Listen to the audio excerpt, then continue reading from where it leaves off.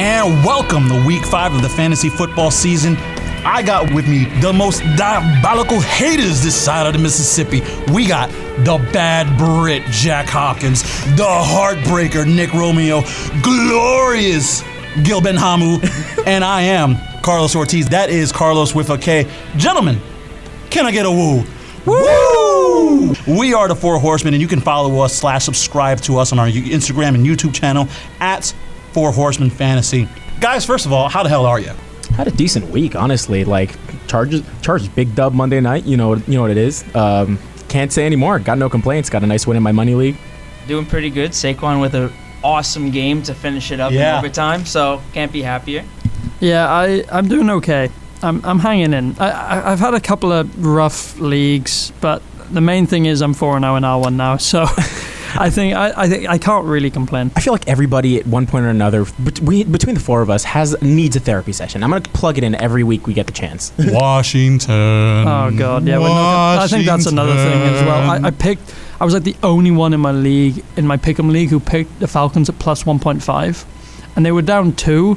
And if Washington had just kicked a field goal and 1-1, I still would have covered the spread. Yeah, you would have covered. And then J.D. McKissick decides to go in the corner, and the Falcons forget how to play. Like Deion Jones, that tackle on the outside was just.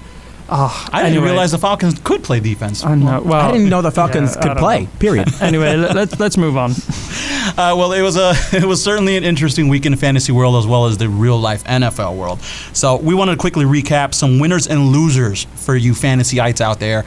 I'm going to go ahead and just lead off with Gil because he has been chomping at the bit to talk about this particular player, which, spoiler, I don't believe in him. Gil, who you got for your winner? Come on, man. Have some faith. Jack's going to love this. Me of little faith. Ah, goodness. Cordell Patterson, baby. Oh, God. Give me that. I love it, man. He's been lighting it up, man. My God. I pity the people that had to play against him who had him in a flex or an RB2 or something. Man. 34 last weekend, 16 against the Giants, 23 against Tampa Bay. Wow. I can't get enough. I feel like he's been just doing it all.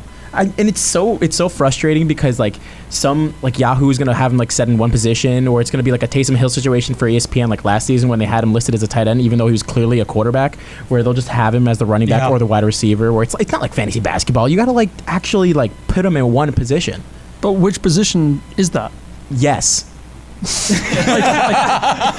like you know what I mean? That's the thing. I obviously watch the Falcons. I like the Falcons, but he rushes the ball well. He's an enigma, and then he peels off the back and he gets wide open for routes as well. So I feel like I guess you got to put him running back, but still. He's the man. Just put him in, and he's gonna put up points for you, man. Yeah, he single-handedly made Mike Davis completely irrelevant, which I didn't have any faith in Mike Davis to begin with. Oh yeah. But why are you holding on to Davis at this point? Right. Well, yeah, I think if you can, I would trade him this week because he scored a touchdown.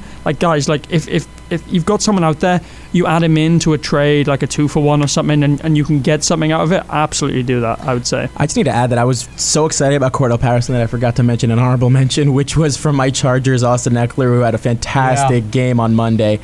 I thought he came out limping first quarter, and I was like, God. oh, no. That was first play. That was the first play, right? Yeah.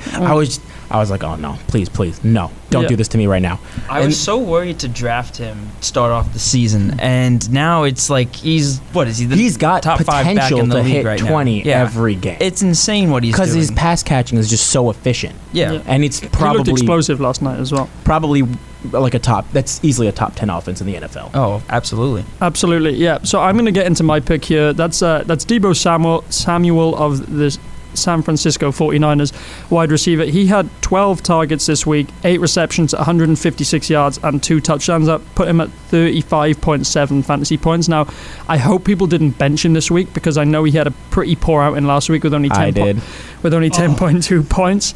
But here's the thing with Samuel is that Trey Lance is now probably going to be starting this week. I know there is hope that Jimmy G, his calf injury wasn't as bad as what it first seemed, but I do think that Deebo Samuel has week winning potential every week. The only thing is that will Trey Lance be able to pass to him every week? There was one play, I don't know if you guys saw it, was a completely broken play. Jamal Adams was screaming at his cornerbacks, and no one picked up Debo. Like, Trey Lance threw that ball to him. There was no one within about 15 yards of him, and he just ran it to the house. It was so that did inflate his day a lot, but I think Trey Lance honestly could have Patrick Mahomes-esque kind of upside. Ooh. You know, I really think, like, Patrick Mahomes was drafted in the 10th, 11th round of drafts like 3 years ago, let's say, right? Mm-hmm. He won people fantasy. Trey Lance, this is kind of like another, like, this kind of like ties in maybe to our waiver wire section later, but Trey Lance, he scored 20 fantasy points on Yahoo, and he played one half of football. Like, he really has huge upside, and you know, Debo is reaping the rewards from that. Let's move on to another wide receiver, actually from Kansas City, Tyreek Hill, with 11 receptions off 12 targets, 186 yards, and 3 touchdowns. This man balled, and I'm seeing you over there, Gil. Kind of killed you. I was on the receiving end of that, man. You were. I mean, I was enjoying all the rewards from it in my big money league this year. But Tyreek Hill, what can you say about him? Finally showing up after a couple of bad weeks, a couple of bad matchups. Teams always trying to focus on him. But now Tyreek Hill looks like he's ready to go again. And it also helped that Kelsey also laid a goose egg, too. That's also going to be in a segment later on. But Hill is explosive, awesome winner this week. He's got like week winning upside every single week. Like, I know he didn't play well in 2 weeks, but you have to, like, he wins you weeks. Like, he won you week 1, he won you week 4. You have to play him. It's refreshing for Tyreek Hill owners because this is obviously a first round choice for most people that have the opportunity to take him. It's refreshing. He was at 7 and like 8, something that around there. Not good numbers for Tyreek Hill for a first round draft choice. And he puts down this absolute bomb of a performance and totally just blows everything out of the water. Even if you have Mahomes, like, I know someone that has Mahomes and Hill. That's like a double, like, domino right There's there. nothing you can do with that. Well, No. actually, 2 of the leagues I play in, and 2 people have Mahomes and Hill, and one of the guys, he might actually listen to our podcast now, but he traded. He got Mahomes this week, and he got Hill this week. So he completely won his week as a result of it. One of the guys in one of my other leagues scored 203 points in PPR. So you're saying he sold his soul to the devil? Honestly, this guy was like 1 and 2 before that. Didn't look that great, and then he had a 203-point week. So yeah, that's it's incredible. That's what Tyreek can do for you. So. Yeah, I would do incredible things to get that combo on my team. With that said, and here is my weekly homerism, but it's also for fantasy purposes. This is pretty surprising. I'm going to go with somebody that I've killed repeatedly week in and week out on other platforms. My week 4 winner is Daniel Jones. Oh, you absolute Daniel homer. Jones of the New York Giants. And hear me out. Was it the most impressive fantasy performance from a quarterback this week? No, but it was up there. Mm-hmm. He had 402 yards against the Saints pass defense, which we think should be okay. I understand that they were missing 2 of their key guys, but you still hung 400 in New Orleans against that defense. 2 touchdowns. It should have been 3 if John Ross can hold on to the goddamn ball, but that should have been 3. And the only interception that was on his record was a Hail Mary. So I'm not killing a kid for that either. And that was his first of the season. The Giants' offense just got whatever they wanted. Daniel Jones, he hasn't turned the ball over like he has his first 2 years. And his rushing floor makes him a viable, starting option for fantasy leagues. I mean, I'm not starting him because I have a Stafford in my main league and I have other options throughout the leagues. But I do have Daniel Jones in one smaller league, and he helped me win that league with Kenny Golladay getting like almost 100 yards. And Kenny Golladay is, not really up to speed with, Garrett's playbook. God, Garrett. But here's why I'm picking Daniel Jones on top of all of that. You went into New Orleans, you hung a 400 on a fairly decent pass defense. No Sterling Shepard, no Darius Slayton. Tell me that's not something for a performance that you can build off for Daniel Jones to get more comfortable and possibly be somebody you want to entertain for at least streaming a quarterback if you don't have a solid option. Mm-hmm. Kadarius Toney looked awesome, by the way. Right. He looks really, really good. Like he looked explosive. He had that Shepard-esque kind of play when he came in. If Garrett can kind of stop being conservative and get the play calls going around, then we might have something there. And so really quickly, we'll go into our week 4 losers because you have some losers. I'm going to just kind of lead this one off the bat because Nick and I were kind of on the same wavelength. Myles Gaskin. At this point, if you're a fantasy owner that still has him, I feel for you, and I'm one of these people. I don't have him, and I feel bad. I'm borderline dropping this dude. You're not going to get any trade value from him, but here's his stat line. 2 carries, 3 yards. And he completely sat out, and it was the Malcolm Brown show. Malcolm Brown, are you kidding? Nick, I'm going to throw this over to you, but why the hell does Brian Flores have 2 offensive coordinators? I don't know what's going on with Miami, man. I really don't. You know, they have Malcolm Brown there. You thought Myles Gaskin was going to be the main man after last year's surge, and I was just lucky enough to get actually some trade value from him. Even though he's hurt, I got Julio Jones for Myles Gaskin straight up. An absolute fleecing of a trade. I don't know how I did it. It worked, but hey, look, I'm just happy to do that now because my receivers, my whole team's in trouble. But like looking at Myles Gaskin, I don't think you should even start him at this point. No shot. No shot. No, the Dolphins' offense is kind of a mess. He played 12 snaps. Yeah, it's ridiculous. If you can't do that, I mean, I think you have to maybe wait for Tua, maybe when he comes back in the offense, maybe the offense will surge a little bit, or even maybe a Deshaun Watson trade. Is it even a reaction possibly to say like Tua's not that guy? A lot of people were saying that after last night. People were saying Miami they're kind of stuck in a rut after not grabbing Justin Herbert and grabbing Tua. Yep. I think really problem is when you have, we've heard the old adage, if you have 2 quarterbacks, you have none, and neither of them call the plays. That's mind-boggling to me. I thought Brian Flores was a good coach last year. What's going on? It's because from top to bottom, nothing's holding up. Like, not even the defense. Yeah, absolutely. Yeah, anyways, moving into my loser, I'm just going to go right into the primetime game. Tom Brady. Simple as that. I got to give Carlos the benefit. He totally thought we were wrong after last week, after he listened to us on the sidelines, but... Also, we can't predict the weather here. If it wasn't raining, I think that game might have been a little bit different. But I predict Bill Belichick's knowing who Tom Brady is and watching him play for 20 years. Hey, that's a fair assessment. I just think fell down to earth, man. Like, you go from 29, 28 for the first 2 weeks and just drop immediately to 11. This is what happens when you can't pass any touch. He didn't pass a single touchdown. He didn't get any. The only touchdown was, he had 2 touchdowns, right? Yeah. Yeah, there's 2 touchdowns in the game. Nothing had nothing to do with Brady. That's the simple as that. Like, he did not play up to standard. It was pretty much half of the projection that he was supposed to score against New England. And on top of that, like, it was dirty. It was a rainy game. It was a slugfest. Simple as that. Not the game you'd expect Tom Brady to have at home. But yeah, that's a fantasy loser. I think he'll be fine long term. It's just one of those games you've got to chalk up to just the weather and the occasion and everything like that. So I'm going to get into my loser for the week, and that's CeeDee Lamb. Guys, I'm a little bit worried about CeeDee. There were 5 touchdowns scored by the Dallas offense. They scored 36 points total. One of them was a rushing touchdown from Zeke. One of them was Cedric Wilson. One of them was Amari Cooper. One of them was Dalton Schultz, and one of them was Blake Jarwin. Ugh. And Gallup wasn't playing, right? No, he wasn't playing. Dak Prescott completed 14 passes. 5 targets went to CeeDee, 2 catches for 13 yards. That's not good enough. That's not going to cut it. The first 2 weeks he played well. He played against Tampa when he had like 15 targets, but everyone knows that Tampa is a pass funnel defense because their defensive line is so good.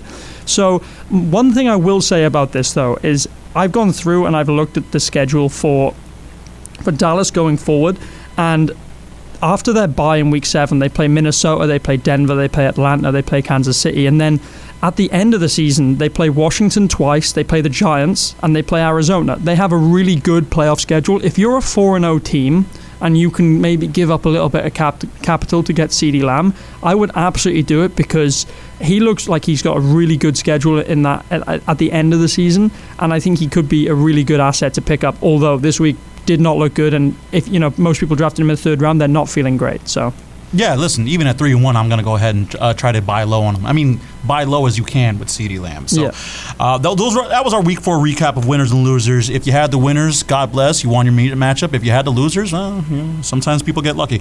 One thing we wanted to touch on, since today is Tuesday, we hope to have this episode up before Wednesday morning comes up, but obviously, Waiver Wire Wednesdays! Yay! So exciting. We each got a player that we want you to keep an eye on. Roster if you can, if you have the space, if you have a bum a la Myles Gaskin, go ahead and drop them. I'm going to go someone a little bit less obvious because I said it before, tight end is a fantasy wasteland. Couldn't agree more. For football. So one of the guys I'm going to target in that tight end fantasy wasteland is Dawson Knox from Buffalo. 5 for 8 for 37 yards, which is not impressive, but he got 2 touchdowns.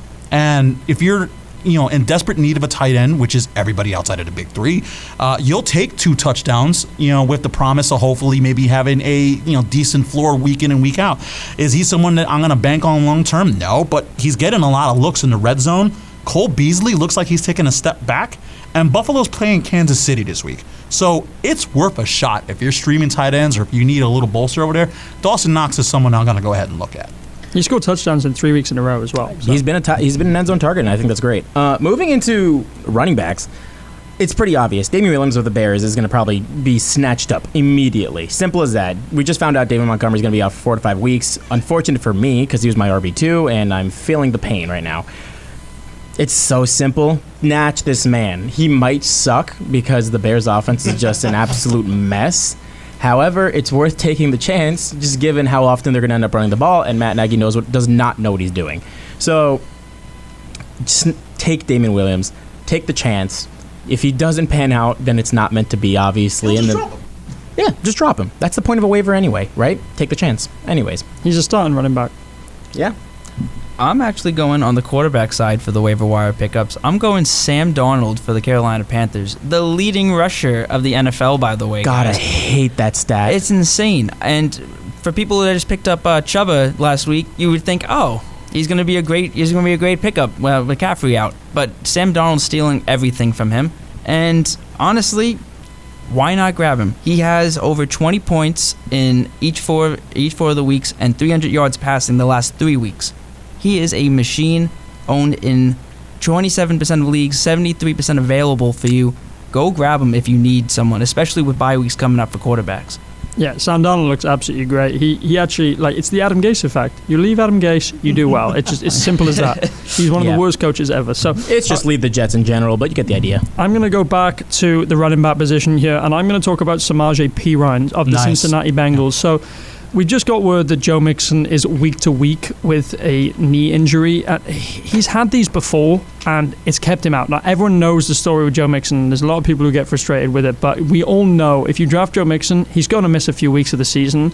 Now, this happened late in the game, so Perine didn't really get a big chance to actually show what he could do, but they have a really good matchup coming up with Green Bay Packers, and then they're playing the Detroit Lions. They're both run heavy, that's what you want to run on those teams. And I think I would be willing to spend about 10% of my fab budget, I think, to get this guy, because if you're desperate at the position, which most people are, most people don't have that much depth, this guy could be a top 24 option over the next 2 weeks. And 10% might be a lot, but if you're 1 and 3, you need a guy, you need a filler. That's what I'd be willing to do. I'd be willing to get him if I can't get Damian Williams. I'd be willing to get Samaje Perine. I think he's a really good option this week. Yeah, and I think if you're a Joe Mixon owner, you're not doing yourself any favors sitting on that fab. You definitely need to put in a claim for him because you got to supplement that production somehow. So we're gonna go ahead and take a quick break, but when we get back, we're gonna walk you right into some juicy matchups and week 5 storylines that we want to go ahead and point out, but you keep it locked in. Like what you heard? Duh. Mike Sterling, what's the plan? Hit that subscribe button.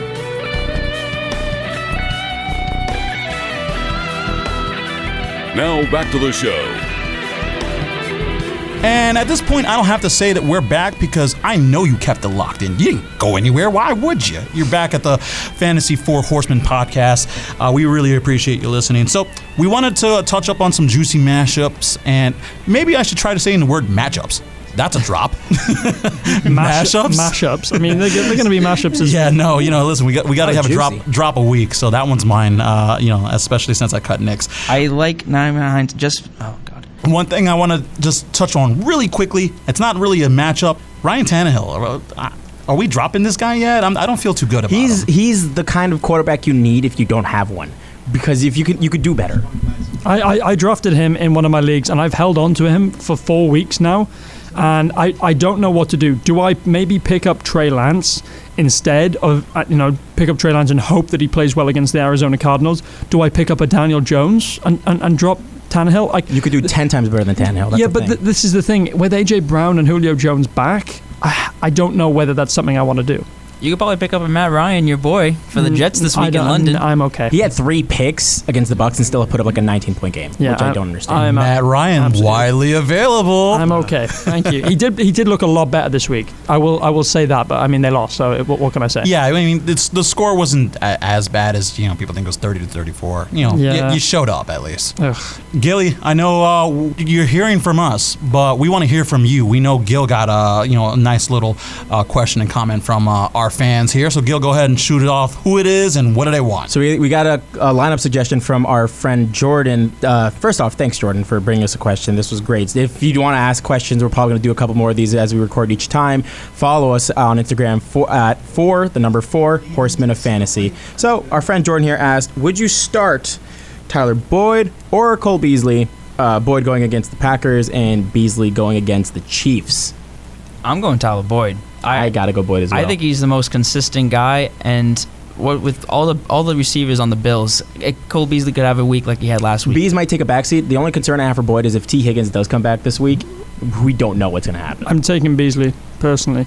I think T. Higgins is going to play this game, and at the start of the year, Tyler Boyd was not playing as well week 1, week 2 when T. Higgins was in the lineup.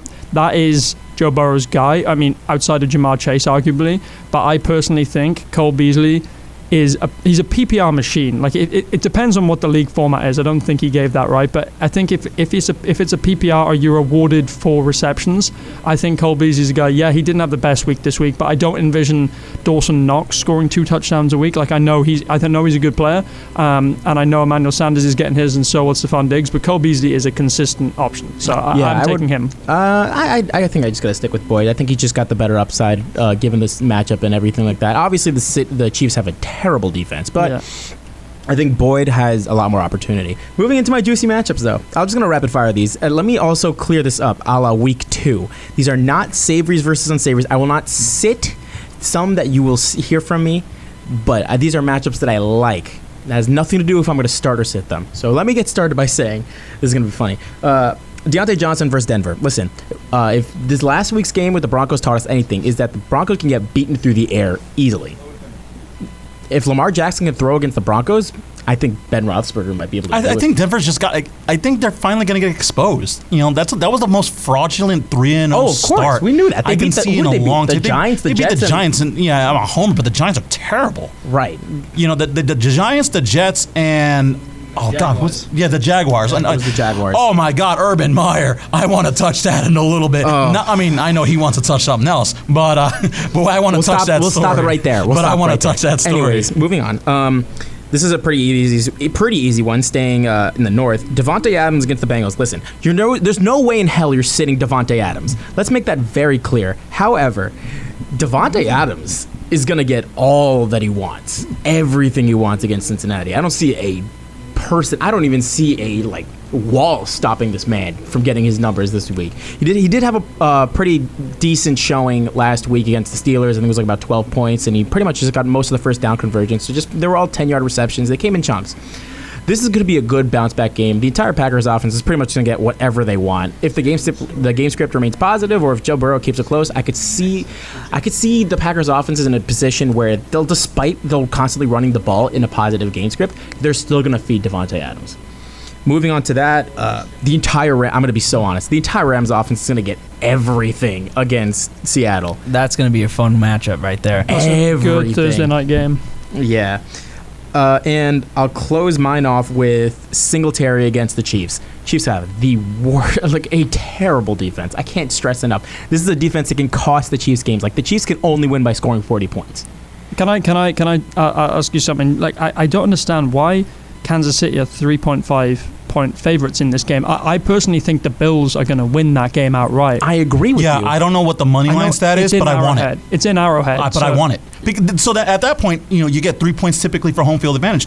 That's a half-point spread. Yeah, but Buffalo have been, granted, they've been blowing out teams, and it's been Miami, and it's been Houston and stuff, and it's been Washington, but this is going to be one of their first tests. I know they lost to Pittsburgh, but I think Buffalo are legit. Yeah. And I think Kansas City's taking a step back. Yeah. They're last in the division for a reason. Yeah. They just have a defense that costs them games. Yeah. It's so simple. I got a hot take for Diggs. I think Diggs is going to score 3 TDs this week. That's not a hot take. I think he's going to do it. Not a hot take. No, I think he's going to do it.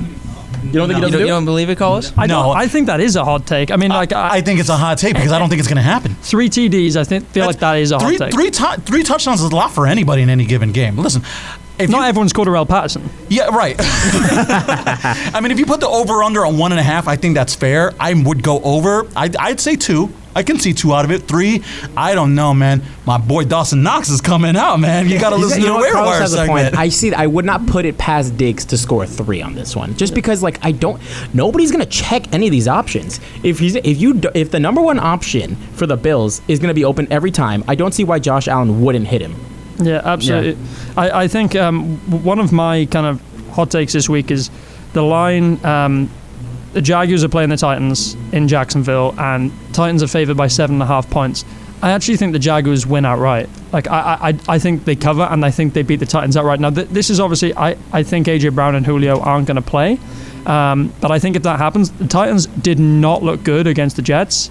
Like they did not. And I think the Jaguars actually looked like I watched that whole game on Thursday night, and the Jaguars actually looked pretty good. Like they blew that lead, but they actually looked okay. I really think that the Jaguars can not only cover the spread but win on the money line too. And a guy I like in that matchup, Laviska Shenault. Yeah. Now that DJ out. Chalk's out for the year. I'm gonna keep going on you about this. How can you say this man's name right, but still can't say Nyheim Hines?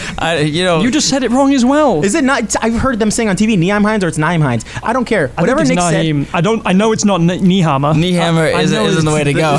Arm and Hammer, knee hammer, whatever. Laviska Shenault. Anyways. But I honestly love Shenault. I think he's going to be great. When he left the game, I think he had close to 100 yards receiving with 7 receptions. So he's looking for a big game against the Titans. I'm completely going the other way on you, Jack. I can't see a world in which Tennessee is going to lose to the lowly Jacksonville Jaguars.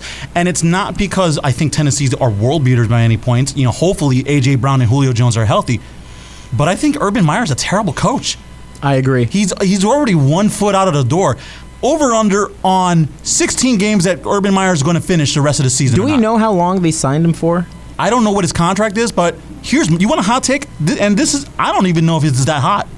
I think Jacksonville's going to lose by double digits, and I think Urban Meyer's going to get fired this weekend.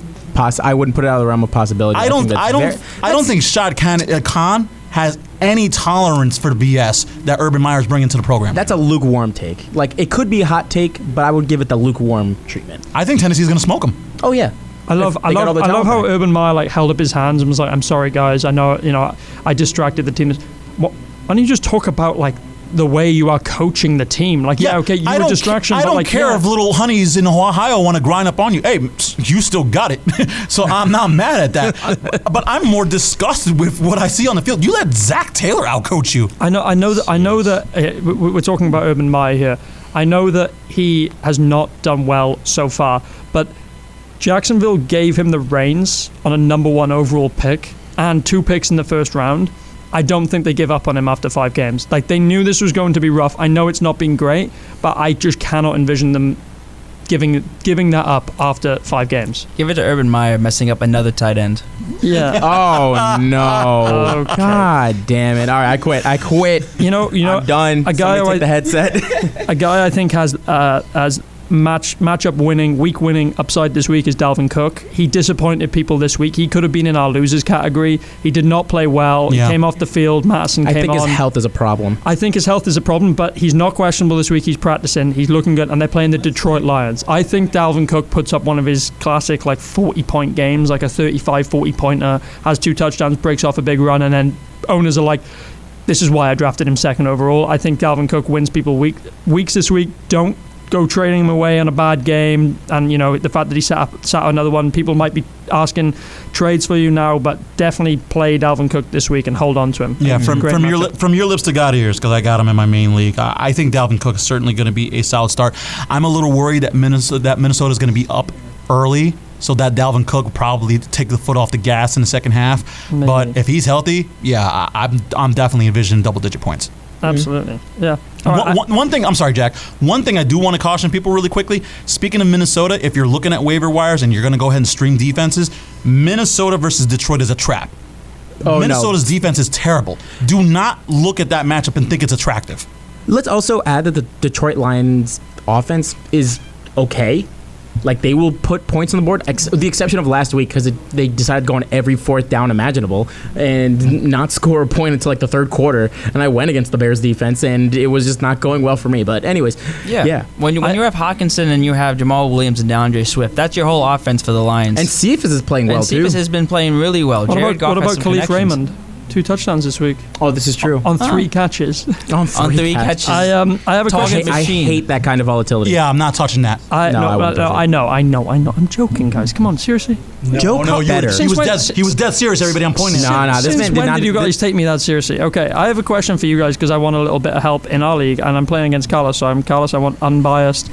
So Carlos will not say a word. No, I'll totally give you an unbiased opinion. absolutely. So Carlos is out for this one actually, but I want to know Robert Woods versus Seattle this week, or do I play Marvin Jones against Tennessee, who just got lit up? Like Tennessee just got lit up by Corey Davis. So who I'm would going you go? Marvin Jones. I'm gonna go with Marvin Jones as well. See, Jack and I were talking this right before you guys showed up, and I was originally going to go Robert Woods, but the problem is Matt Stafford. When do we know when Matt Stafford's going to throw the ball to Robert Woods? Despite Seattle's defense, or not, yeah, it was Seattle. Seattle's defense being horrendous. I don't know how often he's going to get the ball because Cooper Kupp is playing out of his mind. Yeah. So, I do think that this is going to be a get good. Like they just got really beaten badly by the Arizona Cardinals. Mm-hmm. Like Arizona looked awesome, by the way. They're 4-0. I do think that this is like a get right game, but then the same could be said for Seattle because Seattle also did not play well this week either. So I don't really know what the narrative's going to be, but I'm thinking Marvin Jones right now personally. That's fair. Personally, that's fair. Either way, it could be a coin flip, but Marvin Jones might have the better upside. Okay. I agree. Got you. Yes, start Marvin Jones. Yes. Oh, that's what he wants. Do the other Shut thing. up. Do the opposite. Do the opposite. No, you wanted an unbiased opinion. I totally would go with Marvin Jones. All right. Is that unbiased? Bobby though? Trees it is. Bobby Wink. Trees it is. You guys can't see it. I could sense the sarcasm in Carlos right now. No, you know what it is? It's a weird thing. No, honestly, I have Robert Woods in another league, and I am starting him, and that's my main money league. Bobby Trees. I'm not giving up on Trees quite yet, although I have been disappointed with his lack of production. You saved your week this week with a garbage time. Oh, touchdown. if it wasn't for that garbage touchdown, I had nothing from him. Yeah. And then it's not like Cooper Kupp was lighting it up either, so that's a bit of a concern. Arizona's defense is decent. I don't know if they're But that I good. think the Rams are fine. Like this is an off game for them. They're like top 2 offense in the league. Like they're going to be fine. Yeah, I would chalk that up to like a not good game. Yeah. Well, I guess one thing that I want to keep an eye on for you guys is, and I'll put the question out there, Kareem Hunt outperformed Nick Chubb last week. Is that something that Chubb owners are going to keep an eye on? No. Simply put, because that game was weird. That game was very weird. We did not. Well, it was a low. See, what happens is if the the Browns don't score touchdowns, Nick Chubb gets nothing.